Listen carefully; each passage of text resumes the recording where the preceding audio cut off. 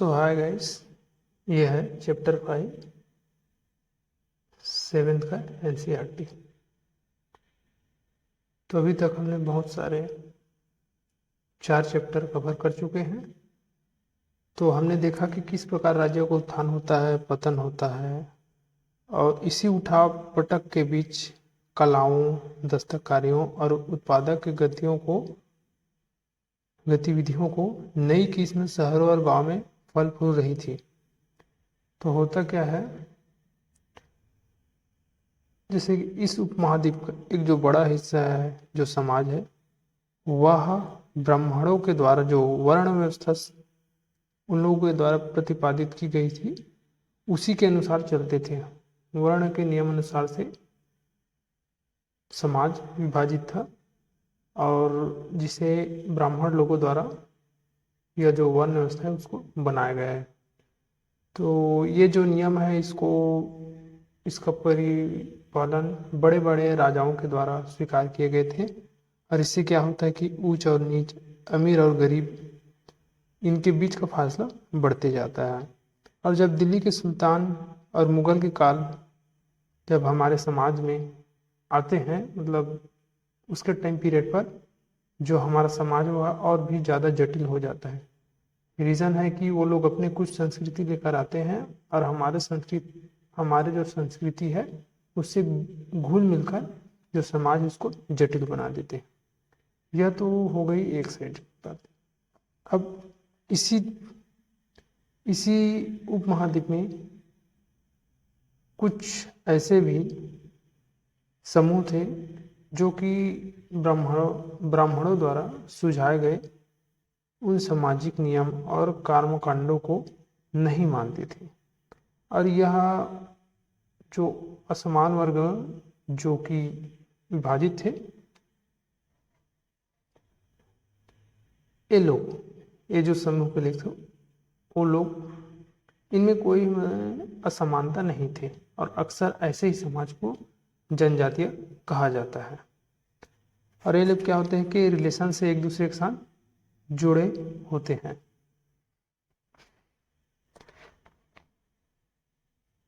तो ये लोग क्या थे? पशुपालक थे, और अपने निवास स्थान के जो प्राकृतिक संसाधन थे उसका पूरा इस्तेमाल करना इन लोगों को आता था। और कुछ जनजातियां खानाबदोश थे। खानाबदोश का मतलब होता है कि एक स्थान से दूसरे स्थान खाना के तलाश में घूमते रहना। तो इसमें यही है थोड़ा इम्पोर्टेंट, मैं शॉर्टकट में समझाना पसंद करूंगा। तो जनजातीय लोग कौन थे? देखो, इनके पास कोई लिखित दस्तावेज नहीं रखते थे, कुछ अपवादों को छोड़कर। लेकिन जो इन लोगों की रीति रिवाज है और जो मौखिक परंपराएं हैं, ये इन सभी को ये लोग अभी भी संरक्षण करके रखे हुए हैं। तो संरक्षण करके रखे हुए हैं, और ये जो परंपरा है ये क्या है, एक पीढ़ी से दूसरी पीढ़ी में चलते जाता है, ठीक है, विरासत के रूप में। तो इसीलिए इनके जो परंपराएं हैं, रीति रिवाज है, उनके बेसिस पर हम कुछ अनुमान लगा सकते हैं कि ये लोग कैसे रहते थे, इन लोगों का रहन सहन, इन लोगों के सामाजिक मान्यता कैसे थे। तो कुछ जनजातियां हैं, जैसे कि पंजाब में है खोखर जनजाति, और इनका टाइम पीरियड 13वीं से 14वीं सदी के दौरान ये बहुत प्रभावशाली हुआ करते थे। और इनमें भी है गक्खर लोग, और इन्हीं का मुखिया एक है कमाल खान गक्खर। इसे क्या है, अकबर के शासनकाल में मनसबदार बनाया गया। पिछले क्लास में हम इस टर्म को पूरी तरह से समझ चुके हैं। तो यहाँ पर यह एक पद है, बस इतना हिंट दे देते हैं, ठीक है। और ये लोग क्या होते थे, अलग अलग मुखिया वाले कई छोटे कुलों में बटे हुए थे।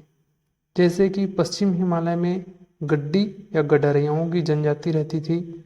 इसी उपमहाद्वीप के उत्तर पूर्वी भाग पर नागा, अहोम और कई दूसरी जनजातियों का पूरी तरह से प्रभुत्व था।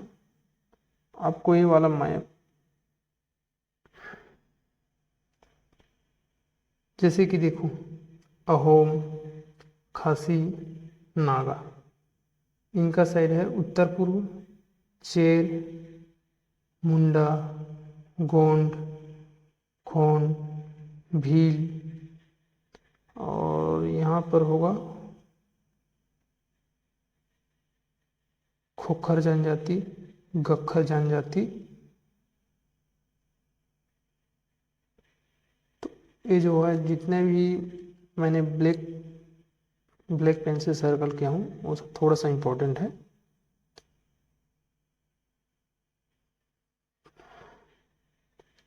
यहाँ पर मैं कुछ जनजातियों को लिखना चाहूँगा जिसे आपको थोड़ा सा याद रखना है। तो उत्तर पश्चिम हिमालय,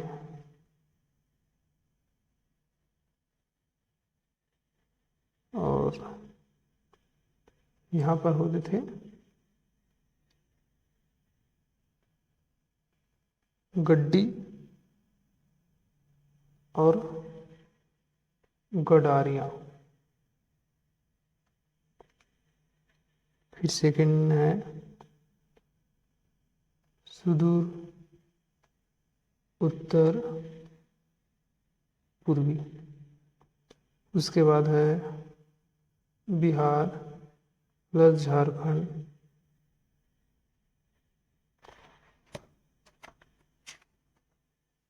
इन लोगों को पहले समझते हैं। तो यहाँ पर आपको नागा, अहोम, ये जनजातियाँ यहाँ पर पाएंगे, ठीक है। वैसे मैप में देखे हैं, मैप को आप थोड़ा सा रिवर्स करके अच्छी बार देख लेना। और बिहार और झारखंड में टाइम पीरियड है 12वीं सदी में चेर। ये थोड़ा सा इम्पोर्टेंट इसलिए हो जाता है क्योंकि अकबर का सेनापति राजा मान सिंह ने इन चेर लोगों पर आक्रमण किया है, लोगों पर हमला या आक्रमण किया है, इसलिए इम्पोर्टेंट हो जाता है। और हमला करके इनसे अच्छा खासा माल इकट्ठा किया गया था, लेकिन पूरी तरह से इन लोगों को अधीन नहीं बनाया गया था। उसके बाद है कर्नाटक प्लस महाराष्ट्र एरिया में।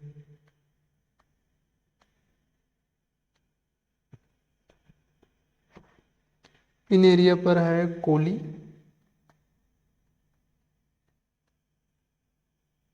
और बेराद, और जो भील है, भील यह एक बड़ी जनजाति है और यह पश्चिमी और मध्य भारत में, ये जो है पश्चिमी और मध्य भारत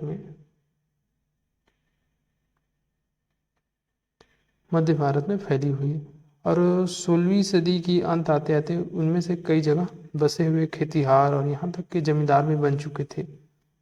और भीलों की कई कुल अभी शिकारी संग्राहक बने रहे हैं। और छत्तीसगढ़, मध्य प्रदेश, महाराष्ट्र और आंध्र प्रदेश में गोंड लोग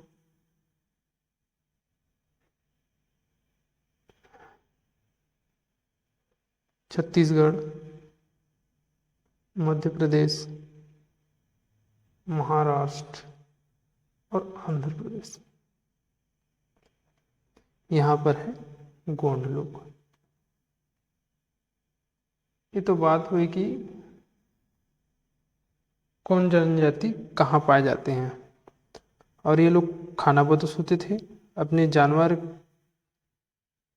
अपने जानवरों के चारे या उनके भोजन की तलाश में दूर दूर तक घूमते रहते थे। तो इनमें है एक जो इनसे क्वेश्चन आ चुका है ना, इसी से एक क्वेश्चन आया है, मैं लास्ट में वो क्वेश्चन डाल दूंगा, ठीक है। तो है बंजारा। बंजारा लोग, ये लोग कौन होते थे? व्यापारी खानाबदोश। ये लोग व्यापारी खानाबदोश होते थे। इनके कारवां, कारवां में कुछ नहीं, ग्रुप है, ग्रुप समझो या झुंड, ठीक है। तो इनके कारवां को क्या बोला जाता था? टांडा, टांडा बोला जाता था। और जैसे कि अलाउद्दीन खिलजी, जिसका जिक्र हमने अध्याय 3 में किया है, तो जो खिलजी थे उन्होंने बंजारे को ही इस्तेमाल किया था नगर के बाजारों तक अनाज की ढुलाई के लिए। इन लोगों का जो टांडा है या कारवां है, उसका यूज किया करते थे वो लोग। कौन? अलाउद्दीन खिलजी, नगर के बाजार तक अनाज की ढुलाई के लिए। ऐसे ही कुछ जहांगीर ने अपने संस्मरण में लिखा है कि बंजारे विभिन्न इलाकों से अपने बैलों पर अनाज ले जाकर शहर में बेचते थे। तो ये है बंजारा या बंजारे। तो इससे क्वेश्चन आ चुका है ना प्रीलिम्स में, मैं लास्ट में वो क्वेश्चन डाल दूंगा। तो जैसे जैसे क्या होता है, यहाँ चलते हैं, इसको हमने कर लिया है, बंजारा भी कर लिया हम।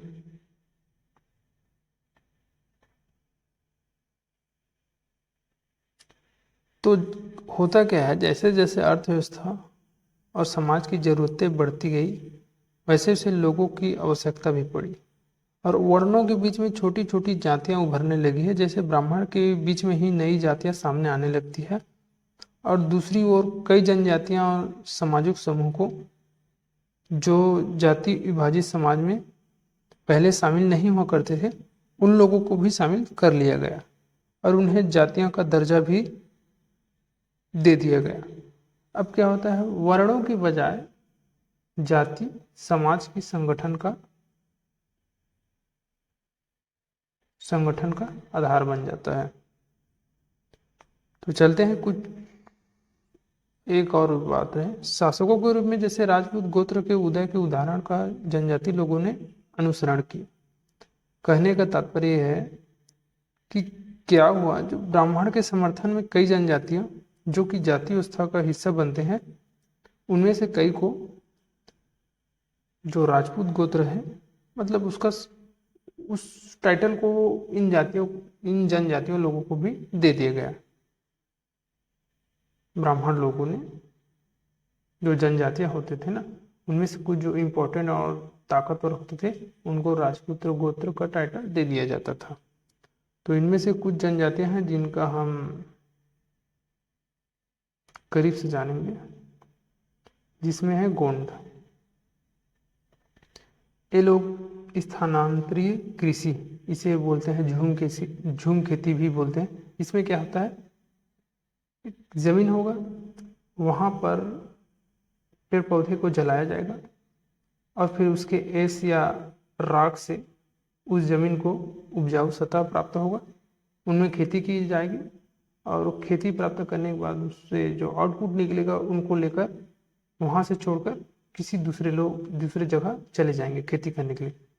ऐसे खेती, जिसमें इसको बर्न एंड स्लैश भी बोलते हैं और इसको झूम खेती भी बोलते हैं, ऐसे जो खेती किया जाते हैं उसे बोला जाता है स्थानांतरित कृषि, मतलब कि जगह बदल बदल कर खेती करना। तो ये जो गोंड लोग होते थे, जो कि गोंडवाना नामक विशाल वन प्रदेश में रहते थे, छत्तीसगढ़, एमपी, महाराष्ट्र, इन एरियाओं पर ये लोग रहा करते थे।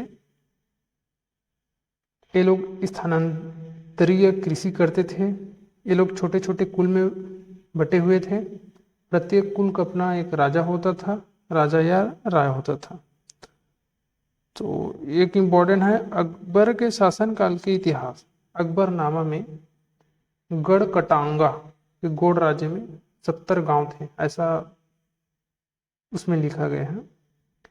तो इन गोंड राज्यों की प्रशासनिक व्यवस्था केंद्रीकृत हो रही थी। अभी देखेंगे कैसे हो रही थी।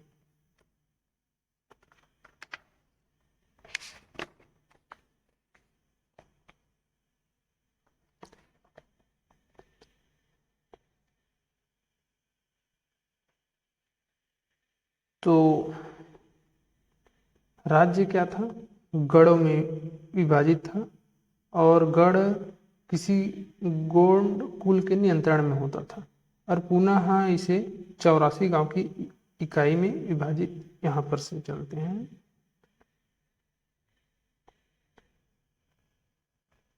राज्य, गढ़, 84 और बरहोतो, ये 12 गांव का समूह होता था। ये 84 गांव का, और ये उससे भी बड़ा एक समूह होता था। इसमें मतलब इसका नंबरिंग तो नहीं दिया गया है। तो राज्य गढ़ों में विभाजित था और गढ़ को 84 में विभाजित किया गया था और उसके बाद बरहोतो, इसमें बरहोतो में 12 गांवों को शामिल किया जाता था। तो अब क्या हुआ, बड़े बड़े राज्य, जैसे कि इनमें कितना बड़ा राज्य हुआ करता था, जैसे कि पिछले इसमें देखें लगभग 70,000 गांव थे, ऐसे अकबरनामा में लिखा है, मतलब कि एक बहुत बड़ा राज्य हुआ करता था। तो उसमें क्या है, इनको ब्राह्मण लोगों से समर्थन प्राप्त था और ब्राह्मण लोगों ने गोंड जो राजाओं हैं उनसे अनुदान में भूमि प्राप्त भी किया है और अधिक प्रभावशाली भी बन जाता है। कौन लोग? गोंड के लोग। इन्हें ब्राह्मणों का समर्थन होता है और ये लोग ब्राह्मणों को भूमि अनुदान में देते हैं। और गोंड सरदारों को अब राजपूत के रूप में मान्यता प्राप्त करने की चाहत हुई और यही कारण है कि गढ़ कटंगा के राजा गोंड राजा अमन दास ने,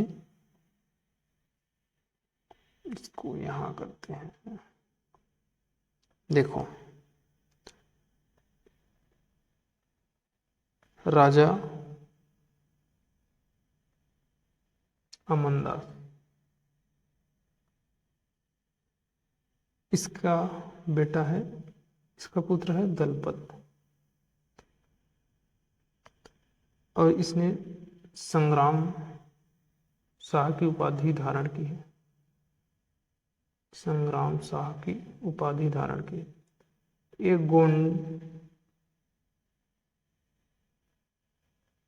गोंड जनजाति से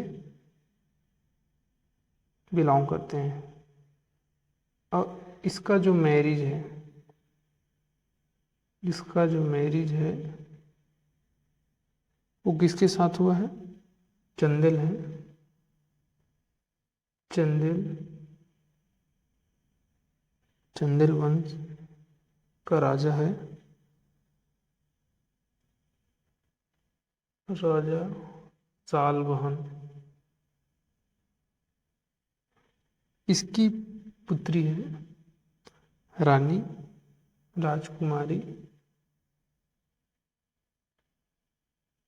दुर्गावती। इसको पूरा याद नहीं रखना है, बस ये याद रखना है कि ये किससे है, किससे बिलोंग करती है?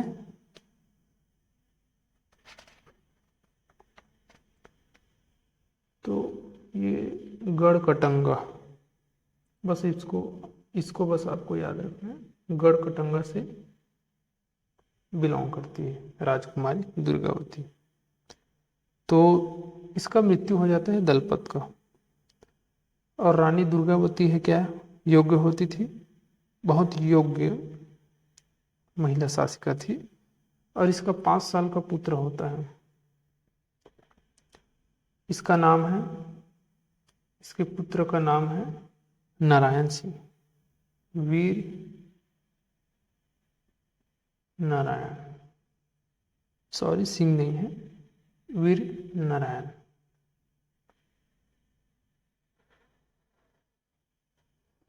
तो वीर नारायण के नाम पर शासन की कमान संभाली और उसी के राज्य में इसका अधिक विस्तार हुआ। अब क्या होता है, 1565 में मुगल सेनाओं में आसिफ, इसका नेतृत्व, मुगल सेना का नेतृत्व आसिफ खान करता है और यह गढ़कटंगा पर हमला बोलता है। गढ़कटंगा हमला किया जिसमें रानी दुर्गावती ने इसका जमकर सामना करती है, बट उसकी हार हो जाती है और उसने समर्पण करने की बजाय मर जाना बेहतर समझता है। उसके बाद तुरंत उसके बाद उसका पुत्र भी इस युद्ध में मर जाता है। गढ़कटंगा एक समृद्ध राज्य हुआ करता था। ये लोग क्या करते थे, हाथियों को पकड़ने और दूसरे राज्य में उसका निर्यात करने के व्यापार में अच्छा खासा धन कमाया, मतलब कमा के ये लोग रखे हुए थे। जब मुगलों ने गोंडों को हराया, उन्होंने लूट में बेशकीमती सिक्के और हाथी बहुतायत में हथिया लिए। ये तो हो गया गोंड। अब पढ़ेंगे इसके बारे में जितना भी इम्पोर्टेंट डाटा था वो हम देख चुके हैं। देखते हैं नेक्स्ट अहोम।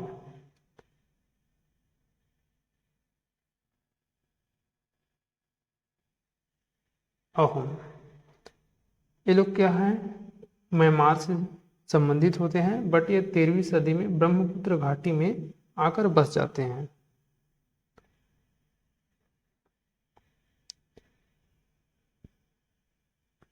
और 1523 में चूटिया और 1581 में कोजहाजो, ये जो राज्य हुआ करते थे इनके आसपास थे, तो इन राज्यों को अपने राज्य में मिला लेते हैं।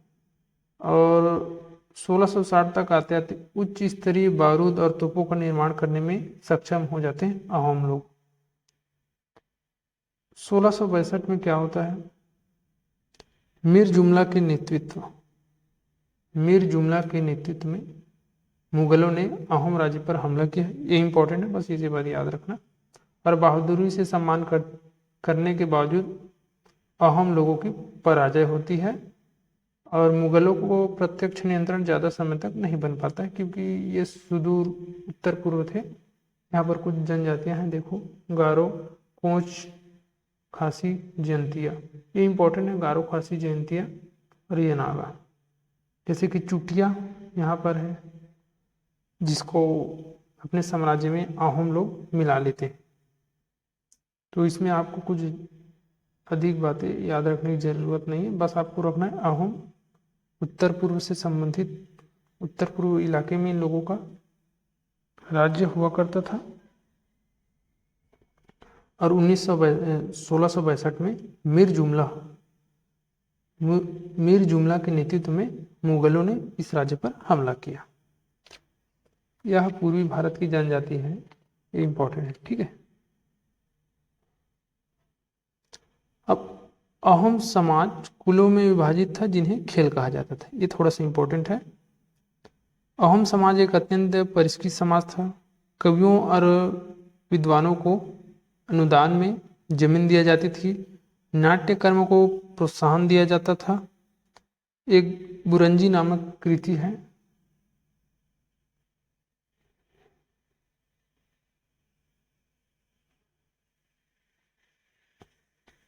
बुरंजी एक ऐतिहासिक कृतियां हैं जिसको पहले अहोम भाषा में ट्रांसलेट किया गया और फिर बाद में असमी में लिखा गया, ठीक है। ये इंपॉर्टेंट है, बुरंजी क्या है, एक ऐतिहासिक कृति है। तो इस चैप्टर में इतना ही है, इतना खास नहीं है, फिर भी ऐसे करेंगे हम आपसे, जो चैप्टर इंपॉर्टेंट रहेगा उसको हम विस्तार से पढ़ेंगे, और जो चैप्टर हमारे एग्जाम के दृष्टिकोण से इम्पोर्टेंट नहीं होगा उन्हें हम फास्ट पढ़ेंगे, ठीक है। तो इस चैप्टर में इतना ही, मिलते हैं नेक्स्ट चैप्टर में। तो जैसे कि मैंने बोला था कि इस चैप्टर से एक क्वेश्चन आया था, ठीक है। तो यह क्वेश्चन 2006 नहीं है, ये 16 है, ठीक है। 2016 में इस चैप्टर से एक क्वेश्चन देखने को मिलता है। भारतीय इतिहास के मध्यकाल में जो बंजारे हैं वह सामान्यतः कौन थे। तो इस चैप्टर को आप देखना, उसके बाद से सॉल्व करने की कोशिश करना। कृषक थे? नहीं थे, ऐसा हमने कहीं पर नहीं पढ़ा कि बंजारे लोग कृषक थे। योद्धा? ये भी नहीं थे। बुनकर? ये भी नहीं थे। तो ये लोग कौन थे? व्यापारी थे।